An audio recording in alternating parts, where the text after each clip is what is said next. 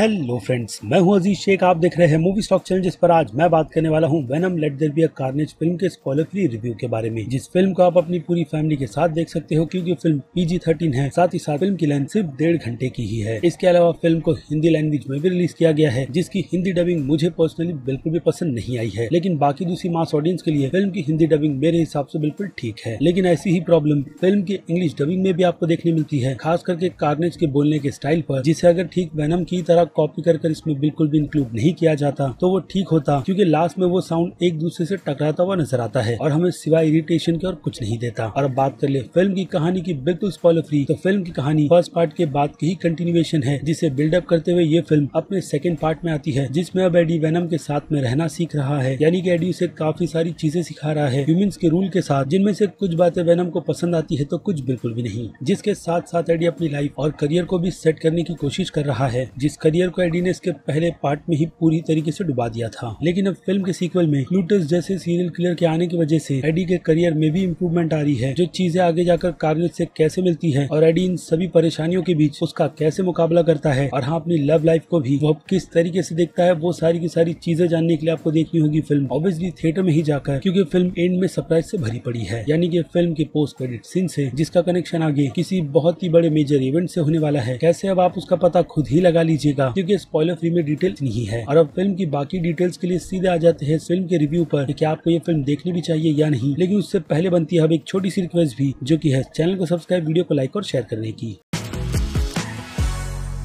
तो फ्रेंड्स, तो सबसे पहले आ जाते हैं आपके उसी सवालों के जवाब पर कि क्या आपको ये फिल्म थिएटर में जाकर देखनी भी चाहिए या नहीं। वेल, तो उसका आंसर भी बिल्कुल सिंपल है कि जी हाँ, ये फिल्म एक थिएटर मटेरियल ही है, जिसे आप थिएटर में जाकर देखोगे तो काफी ज्यादा एंजॉय करोगे। लेकिन जो लोग वेनम के डाई हार्ड फैंस हैं, उनके लिए ये फिल्म फर्स्ट पार्ट की ही तरह डिसअपॉइंटमेंट से भरी पड़ी है, जिस पर तो मैं आगे बात करूंगा ही। लेकिन पहले बात करते हैं कि ये फिल्म उन ऑडियंस के लिए थिएटर में देखने जैसी क्यों है, जिन्होंने इस फिल्म की प्लानिंग थिएटर में देखने की कर रखी है। वेल, तो उन सभी ऑडियंस के लिए थिएटर में तो सबसे पहले अच्छी बात है कि थिएटर में आपको कई महीने के बाद अच्छा खासा क्राउड देखने मिलेगा, जिनके साथ इस तरीके की मास फिल्म देखने में बहुत ही ज्यादा मजा आता है। उसके अलावा फिल्म के पॉइंट की बात करें तो फिल्म की कहानी फर्स्ट पार्ट से काफी ज्यादा इम्प्रूव कर दी गई है, जिसमें टॉम हार्डी की परफॉर्मेंस अपने कैरेक्टर में 4 चांद ही लगाती हुई नजर आती है। लिटरली उनकी परफॉर्मेंस फर्स्ट पार्ट से और भी काफी ज्यादा इम्प्रूव हो गई है, जो यही चीज बताती है कि एडी ब्रॉक से बेटर रोल उनके अलावा दूसरा और कोई एक्टर कर ही नहीं सकता। लेकिन जिस तरीके की प्रेजेंटेशन वेनम के कैरेक्टर को लेकर फैंस खास करके चाहते थे, उसकी शुरुआत तो सोनी पिक्चर्स वालों की तरफ से सही ढंग से की गई ही नहीं है, क्योंकि उन्हें एक स्पिन ऑफ फिल्म चाहिए थी अपने बॉक्स ऑफिस के अच्छे नंबर के साथ, जो उन्हें फिल्म के फर्स्ट पार्ट से मिला भी है। इसलिए फिल्म का सीक्वल निकल कर आया है, जिसका टीज तो फिल्म के फर्स्ट पार्ट में ही दे दिया गया था कि ये फिल्म पूरी तरीके से फोकस वेनम वर्सेस कार्नेज के कैरेक्टर पर ही करने वाली है। यानी कि वो फाइट जिसका फैंस बहुत ही बेसब्री से वेट कर रहे थे। और अगेन उसमें भी आपको डिसअपॉइंटमेंट इसी चीज से मिलती है कि ये फाइट फिल्म में एपिक तो रहती ही है, वो भी बहुत ही कमाल के VFX के साथ, बट अनफॉर्चुनेट सिर्फ एक ही है और एंड में कुछ ऐसा भी कर दिया गया है जिस वजह से आप कार्नेज के कैरेक्टर को लेकर बहुत ही ज्यादा डिसअपॉइंट होने वाले हो। इसी के साथ साथ कार्नेज के कैरेक्टर की जिस तरीके की डेवलपमेंट अगेन हमारे सामने रखी गई है, वो भी बहुत ज्यादा बुरी है। ऐसा ही कुछ श्रिंक के कैरेक्टर के साथ भी किया गया है, और अगर उनके पीछे के रीजंस की बात करें तो वो है फिल्म की रेटिंग, जो कि PG-13 की है। और यही वो सबसे बड़ी प्रॉब्लम है जो वेनम के यूनिवर्स में उन चीजों को नहीं दिखा पाती, जिस पर खास करके कार्नेज का कैरेक्टर पूरी तरीके से टिका हुआ है। लेकिन जितनी भी चीजें PG-13 की रेटिंग के हिसाब से निकल कर आई है, वो कहीं ना कहीं बच्चों को डराने में तो कामयाब होती ही है, और हाँ, उन ऑडियंस को इम्प्रेस करने में जो लोग मास मटेरियल की फिल्मों को थिएटर में काफी ज्यादा एंजॉय करना चाहते हैं। और ये फिल्म उस 1.5 घंटे में आपको पूरी की पूरी एंजॉयमेंट देती है, जिसे देखकर आप बिल्कुल भी बोर नहीं होते। लेकिन अगेन कहूंगा कि डाई हार्ड फैंस के लिए इस फिल्म में फर्स्ट पार्ट की ही तरह कुछ भी नहीं है, सिवाय 2 एक्टर्स की लाजवाब परफॉर्मेंस के अलावा, जिसमें वुडी हैरिसन की परफॉर्मेंस तो काफी ज्यादा कम थी। हालांकि फिल्म के टाइटल में कार्नेज जुड़ा हुआ है, लेकिन फिर भी इस तरीके की गलती सोनी पिक्चर्स वालों की तरफ से ही प्रेजेंट की जाती है, जो हमें यही बात बताती है कि सोनी पिक्चर्स वाले बस फिल्में कैश एंड ग्रैब करने के लिए ही बनाते हैं, और ये फिल्म भी उसी मटेरियल की है, जिसमें आपको MCU की इन्वॉल्वमेंट बिल्कुल भी नजर नहीं आती, क्योंकि इसके पूरे करता धरता सिर्फ और सिर्फ सोनी पिक्चर्स वाले ही है, और उन्हीं की तरफ से फैंस को इस तरीके की फिल्म दी जाती है, जिससे मैं पर्सनली बहुत ही ज्यादा डिसअपॉइंट हुआ हूँ। क्योंकि वेनम के कैरेक्टर को मैं पर्सनली इतना ज्यादा पसंद करता हूँ कि जब उस कैरेक्टर की शुरुआत हुई थी कॉमिक बुक में या फिर कह लो एनिमेटेड सीरीज में, तो उसे विलेन के तौर पर ही प्रेजेंट किया गया था, और धीरे धीरे उस कैरेक्टर में जिस तरीके की डेवलपमेंट हमें देखने मिली थी अगेन कॉमिक बुक और एनिमेटेड सीरीज में, अगर आपको उस उसका एग्जांपल चाहिए तो एमसीयू के यूनिवर्स में लोकी के कैरेक्टर को ही ले लो, जिसकी डेवलपमेंट एमसीयू के यूनिवर्स में इतनी परफेक्शन के साथ की गई है कि वो कैरेक्टर विलन होने के बावजूद भी हमें काफी ज्यादा पसंद आता है। तो वेनम का कैरेक्टर भी मार्वल की कॉमिक बुक में कुछ वैसा ही है। हालांकि अभी वो काफी ज्यादा मैच्योर हो गया है और अभी तो वो किंग ऑफ सिम्बायट्स भी है, लेकिन उन सबको आने के लिए कॉमिक बुक में बहुत ही ज्यादा टाइम लगा था। इस बीच वेनम कॉमिक बुक में एडी से अलग हो गया था और वेनम अपनी ही जर्नी पर निकलकर एजेंट वेनम बन गया था। लेकिन कॉमिक बुक की ये सारी की सारी स्टोरी कई साल बाद आई थी, बट फिल्म में जिस तरीके से फास्ट फॉरवर्ड किया जा रहा है उसे देखकर तो ऐसा ही लगता है कि वो दिन भी दूर नहीं जिसके हिंट हमें इस फिल्म में ही अगेन पोस्ट क्रेडिट सीन के जरिए दे दिए गए हैं, वो भी वेनम 3 के आने की पॉसिबिलिटी के साथ, जिसे अब अधूरा छोड़कर ये फिल्म अपने पोस्ट क्रेडिट सीन के हिसाब से किसी और ही डायरेक्शन में जा रही है, जो कि मुझे लगता है अब बिल्कुल ठीक रहेगा क्योंकि सोनी वालों से ये कैरेक्टर बिल्कुल भी नहीं संभल रहा। बाकी आप समझदार हो कि मैं आपको बताने की क्या कोशिश कर रहा हूँ। अब बात रही फिल्म के पोस्ट क्रेडिट सीन की, तो वो फिल्म में बस एक ही है लेकिन बहुत ज्यादा इंपॉर्टेंट। बाकी अगर आपको फिल्म के एंड के क्रेडिट में एमिनियम का सॉन्ग सुनना है तो उसके लिए आप रुक सकते हो, लेकिन इस फिल्म के पोस्ट क्रेडिट सीन के बाद, जिसे शायद फिल्म में फोकस कर पूरी की पूरी फिल्म को लिखा गया था ताकि फिल्म को 1.5 घंटे में खत्म कर वो भी जल्द से जल्द फैंस को एक ऐसा टीज दिया जाए जिसका वो लोग आगे चलकर बेसब्री से वेट करें। बाकी अब टॉम हार्डी और वुडी हैरिसन के कैरेक्टर को छोड़कर दूसरे कैरेक्टर्स की बात करें तो मिचेल विलियम्स की परफॉर्मेंस भी आपको इस फिल्म में कुछ खास ज्यादा नजर नहीं आती क्योंकि उनका रोल ही फिल्म में उतना बड़ा नहीं है। ऐसा ही कुछ नाओमी हैरिस के कैरेक्टर के साथ भी किया गया है। बाकी रही बात स्टीफन ग्रम के कैरेक्टर की, तो उनका कैरेक्टर फिल्म में इंटरेस्टिंग है और अगेन डाई हार्ड फैंस को पता है कि वेनम 3 के लिए उनकी कास्टिंग इस फिल्म में की गई है, जिसमें अब फिल्म के और बाकी दूसरे डिपार्टमेंट की बात करें तो नो डाउट फिल्म में पैसे भर भर कर खर्च किए गए हैं, इसलिए फिल्म का वीएफएक्स पहले से काफी ज्यादा अच्छा लगता है या फिर कह लो मैच्योर लगता है, जिसमें हम काफी आसानी से पॉइंट आउट इस बार 2 सिम्बायोट्स की लड़ाई के बीच कर सकते हैं कि कार्नेज कौन है और वेनम कौन। इसके अलावा फिल्म का डायरेक्शन भी अच्छा है। बाकी रही बात फिल्म की सेट डिजाइनिंग से लेकर कॉस्ट्यूम डिजाइनिंग तक की, वो भी अच्छा है। इसके अलावा फिल्म का बीजीएम भी ठीक है और हाँ, फिल्म की फोटो सिनेमेटोग्राफी भी। बात रही फिल्म की एडिटिंग की, तो 1.5 घंटे की फिल्म को काफी फास्ट पेस पर रखा गया है, जिसे सिर्फ और सिर्फ मास्टर्स ऑडियंस को ही ध्यान में रखकर बनाया गया है, इसलिए उनके हिसाब से फिल्म की एडिटिंग बिल्कुल परफेक्ट है। लेकिन आ जाए फिर से डाई हार्ड फैंस पर, तो फिल्म की ये पेस्टिंग मुझे लगता है फिल्म की स्टोरी के हिसाब से ठीक है, क्योंकि फिल्म की कहानी इतनी ज्यादा प्रेडिक्टेबल है कि आपने ट्रेलर में ही फिल्म की पूरी स्टोरी गेस कर ली होगी और ये फिल्म उसी गेस के साथ अपने एंड यानी कि वेनम वर्सेस कार्नेज पर आती है और काफी आसानी से खत्म भी हो जाती है, अगेन एक टीज के साथ, जिसे दिखाकर ऑडियंस के मूड को पूरी तरीके से फ्रेश कर दिया जाता है। और अब उसी फ्रेशनेस के साथ सीधे आ जाते हैं इस फिल्म की रेटिंग्स पर, जिनमें अगर मैं बात करूँ फिल्म के एक्शन की, जैसे कि मैंने कहा फिल्म के वीएफएक्स काफी ज्यादा अच्छे हैं, जिसके चलते फिल्म के एक्शन भी अच्छे लगते हैं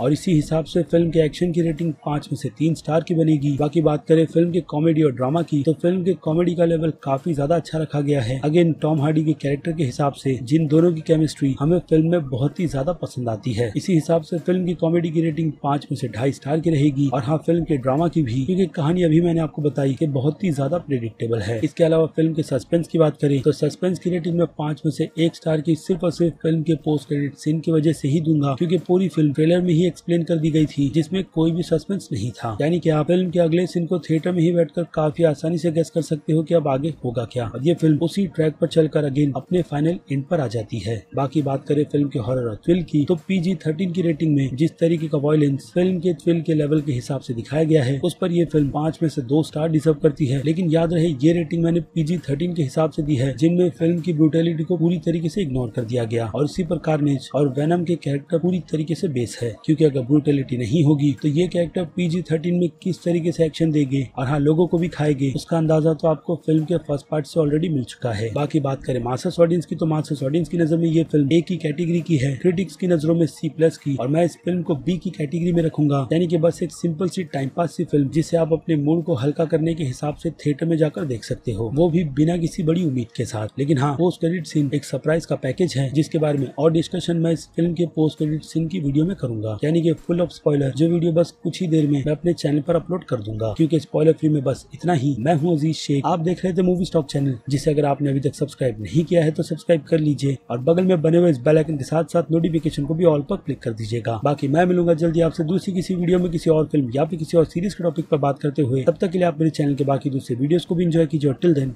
बाय।